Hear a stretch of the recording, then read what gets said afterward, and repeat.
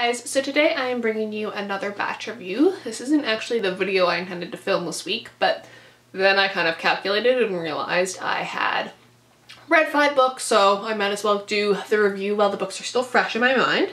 So the first book is a book I read for school, and this is for my fantasy lit class, and it is Mary Stewart's The Crystal Cave, and this is the first in apparently the classic Merlin trilogy, just reading what it says on the cover.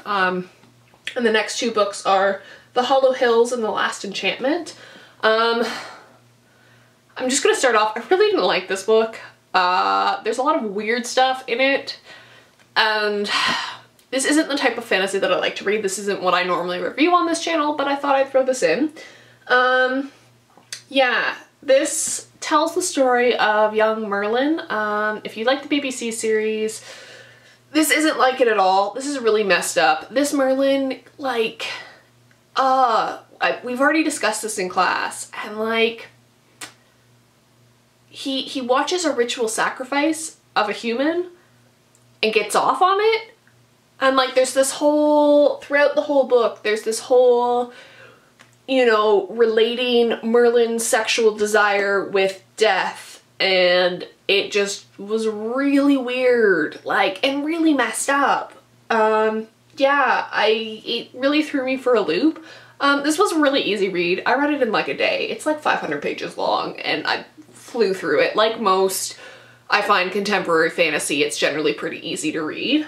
Yeah, I don't recommend this if you like Arthur. I would say read T.H. White's,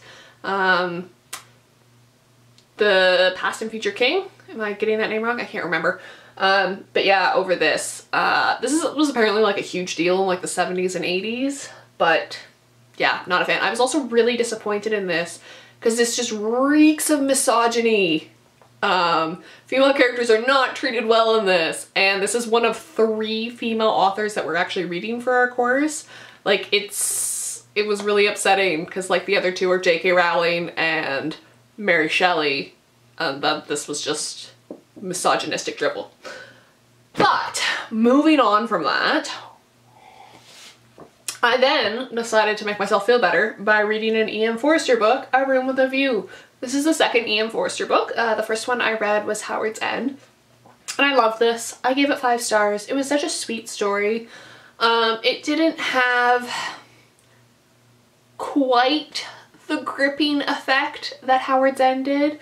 The stakes weren't quite as high, but it did, like, I'm guessing all of E.M. Forster's works deals with class struggles and is a social commentary on how messed up Edwardian society is. So I loved it. It was really sweet.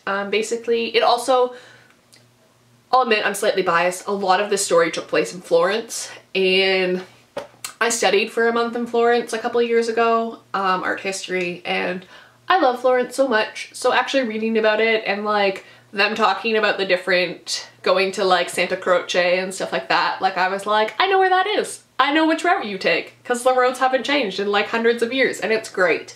So yeah, so that definitely influenced it. But it tells the story of Lucy, who goes on holiday in Italy with, I want to say she's her aunt, but I'm not quite sure, but she's like this matronly spinster figure, where she meets George Emerson, and they kind of not really have an affair, but like they meet and they like each other, and then they go back to England and she gets engaged to Cecil, who is probably my favorite character because he has the best one-liners. If you guys follow me on Goodreads, you'll know the entire time that I was reading this, I was literally like, every few pages there would be a line, and it's things like, oh, it's just, yeah, it made me laugh a lot. I really liked this.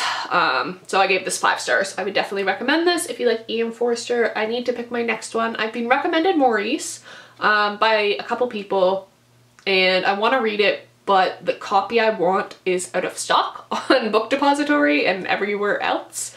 So the only copy I can get is a really ugly one, and I might just take it out from the library and read it and wait until that one comes back in stock. So the next one is Kazoo Ishiguro. I'm probably butchering that. An artist of the floating world. This is one of the drop cap ones. I mentioned mentioned in a previous video that I want to get through them all. So now I am up to I. This takes place in post-World War II Japan and talks about a retired artist and like his family struggles, and it talks about the war and how post-World War II Japan views how Japan was run during the war. It's a little bit of a political commentary on just condemning your own country's actions in a war. It was interesting. I read this really quickly. And this is the first Ishiguro novel I've read. I know he has a bunch more. I know Barry from Baz Pierce is like working his way through his body of works. I don't know if I'll necessarily seek out any more, but if I come across it, I'll probably read more.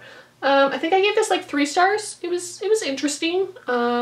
This is, other than Murakami, this is the only other Japanese fiction that I've read, so I was glad to get a bit of diversity in. I'm just dropping them on the floor now.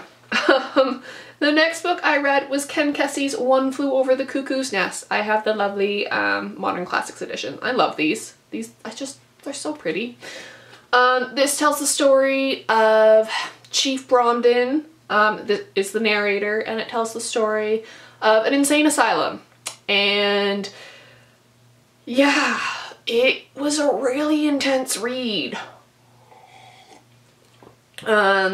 Basically, at the beginning of the book, you see slowly Bromden going from like complete and utter madness to like less madness, but you never find out what puts him in there. The focus mostly is on the conflict between Nurse Ratched, who was my favorite character in this entire thing. She's just awesome. Horrible, but awesome.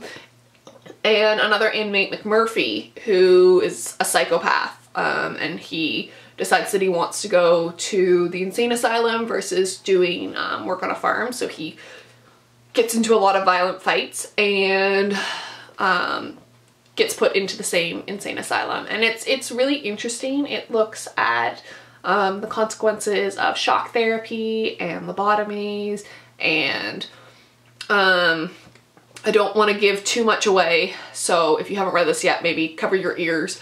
But also mercy killing, euthanasia. In the end, McMurphy is lobotomized and basically becomes a vegetable, and Bromden smothers him with a pillow.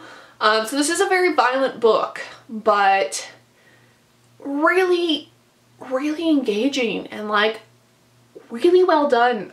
This is the first Ken Kesey book I've ever read. I forget who mentioned that this was like fantastic, but somebody did, and I immediately ordered it from Book Depository, and then it's been sitting on my shelf for a while, so I decided to pick this up. But yeah, I really, really enjoyed this. I think I gave this 4 stars on Goodreads. So the last book I have is Dr. Jekyll and Mr Hyde by Robert Louis Stevenson. I have the English library edition of this. So I actually read 2 English library books in this haul, which means I'm slowly working through my pile of them. Everybody knows the story of Dr. Jekyll and Mr Hyde, pretty much. Doppelgangers, double self, medical science, science fiction. I found that took away a bit from my enjoyment of the story, just because I did know what was going on, so I kind of wish it wasn't such a famous story, and that I could have enjoyed it. This is also included with The Bottle Imp, which is like a 25-page short story, which I didn't read. I just read Dr. Jekyll and Mr Hyde. I will eventually read The Bottle Imp, but I was tired that night and then I just set it aside. I think I gave this 4 stars. The writing was fantastic. I just wish I hadn't known the story. I think it would have been more effective. But yeah, so that was good. It's a nice little slim volume, and I really like the colors on it. It's like purple and teal and red. But that is my latest batch reviews, and I will see you guys next week with another video. Bye.